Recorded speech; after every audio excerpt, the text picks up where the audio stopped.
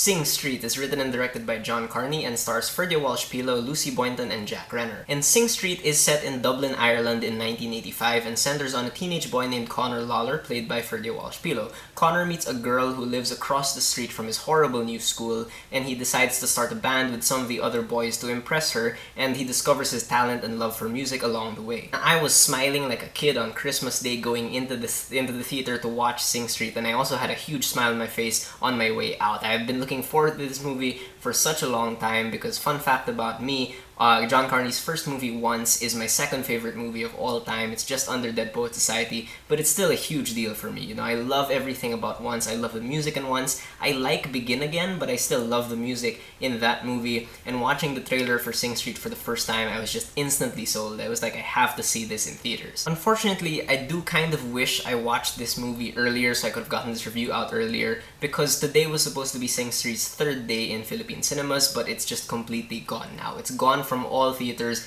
in Metro Manila, which is really such a shame because while it's out on DVD now, the experience of watching it in a cinema will always be a lot better and a lot different. And it's such a shame because this is easily one of the best movies of 2016. It is loaded with great, sensitive performances. John Carney's direction is brimming with sincerity, and the music is absolutely spectacular. Now, a lot of the young actors in this movie have never acted before, but they're all so great and they're all so well cast. Walsh-Peelo plays Connor, the lead kid, with this surprising level of nuance and restraint that made his performance just so realistic, to the point that he really reminded me exactly of myself and my friends in high school. You know, he's kind of a quiet kid in this movie, but you really just see how affected he is by the hardships he faces, and you feel his coming of age every step of the way. All the other kids in the band are also really funny, and they play music with the same kind of passion and self-consciousness that you might see in high school age musicians. Lucy Boynton as the girl across the street named Rafina is fantastic as well, because you really just see everything you need to see in her eyes. Even if her face is telling you something else, her eyes really betray what she's really feeling. But Jack Renner in this movie, who plays Brendan, Connor's older brother, is in my opinion Oscar worthy. He's just so fantastic in this film because he plays kind of like a deadbeat college dropout, but he doesn't play that stereotype. You know, he plays this delicate balance between being a really cool, calm, and collected sensei sort of, and being just this guy who's struggling to get his life together, and he plays that so well, and he left me with tears in my eyes by the end of this movie. Now, the plot in Sing Street is simple, but it's unique in how it never really overstates the socio-economic difficulties of the setting. Instead, the script makes sure to tell us about this setting through the characters, because these characters are directly influenced by the world they live in, and they're clearly reacting directly to these things. But you know, they're not just vessels through which to talk about the setting. They are their own unique characters with their own personalities. And I think in any other movie, some of these characters' decisions might be seen as irrational, some of them might be seen as pretentious, but you understand exactly where they're coming from, so no one here really makes a dumb decision. And there's a lot of light humor sprinkled out throughout this movie. It's also really just such a bittersweet look at love and family and friendship and art and everything that matters to a high school age kid. And so much of this movie works because of John Carney. His direction is so naturalistic, but it has this sincere tone that really makes you feel like you're back in high school, where all these little interactions between people can mean the world to someone. At the same time, John Carney is never afraid of showing us the brutality and the emotional devastation that some people experienced in this time in Ireland. But he contrasts this by making the songwriting scenes in the movie and the performance scenes just so riveting to watch. When you see these characters write songs together, there's this palpable sense of quiet discovery that occurs between them when they realize that what they have in their hands is actually good, and you feel so great for them. And when these kids finally get on stage and perform, like, their energy is just sky high, and you're just cheering for them along the way. They also make a few music videos in this movie, and these scenes are incredibly fun homages to their musical inspirations. But perhaps the best scene in the movie is a certain fantasy sequence that happens for one of the songs, and this scene just almost broke me. It's so good, it's so emotional, because it tells you everything you need to know about Connor's character and his relationships with the people around him, but it does it just through music and through visuals. It's amazing. The editing here by Andrew Marcus and Julian Ulrichs is instrumental, no pun intended, in showing the songwriting process as well. There's this real sense of progression of time film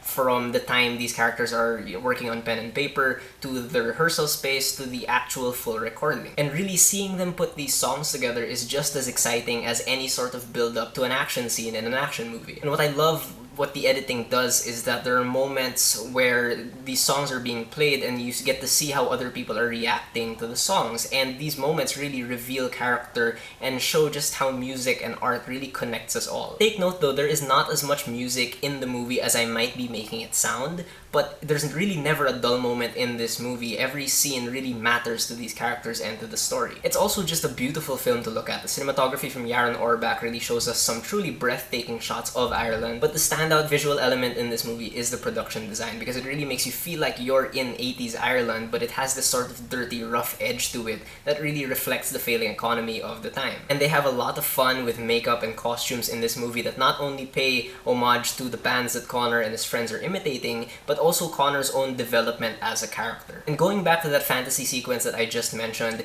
the way they do it, it's a reference to a certain movie, and it's so spot on. But we really have to talk about the music in this movie because, oh my god. Okay, first of all, the sound is very well mixed. You know, there are subtle changes in the sound's clarity and sharpness as the songwriting process goes on. But the music really is just fantastic. Every single song is so good and feels so essential to the plot and to the characters. And the music is so clearly influenced by 80s rock, but at the same time, it has this youthful tone and energy that is completely original. It's all its own. I don't know if some people might complain that the music that the band in the movie plays doesn't really have its own identity, but I think that's kind of the point, because these kids are amateurs and they don't really have a voice. And some of the standout songs in this movie include The Riddle of the Model, which is like their Duran Duran ripoff song, which is great, but it also sounds clearly like their first song. It has that amateur quality about it. And you've got the song Brown Shoes, which is more of a punk number, but it's used very well in the movie. And of course, Drive It Like You Stole It, which is the song you hear in the trailer, but the way they use it in the movie is done in such a clever way that makes you hear the song completely differently, emotionally speaking. The song here that's performed by Adam Levine, Go Now, is actually also used very well. And if you're a fan of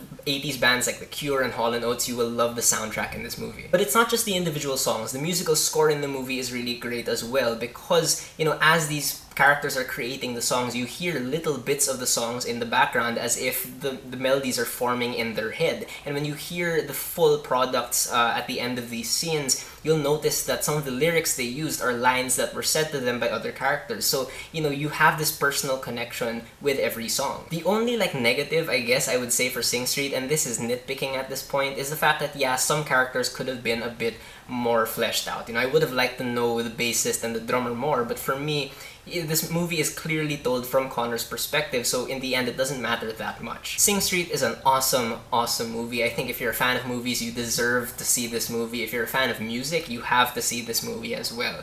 Find a way to see it on a big screen if you can. Just do not miss this film. It is fantastic. Alright, so those are my thoughts on Sing Street. If you guys have seen it, please tell me what you thought about it, and whether you agree with me or not, please leave me a comment. Let's have a conversation.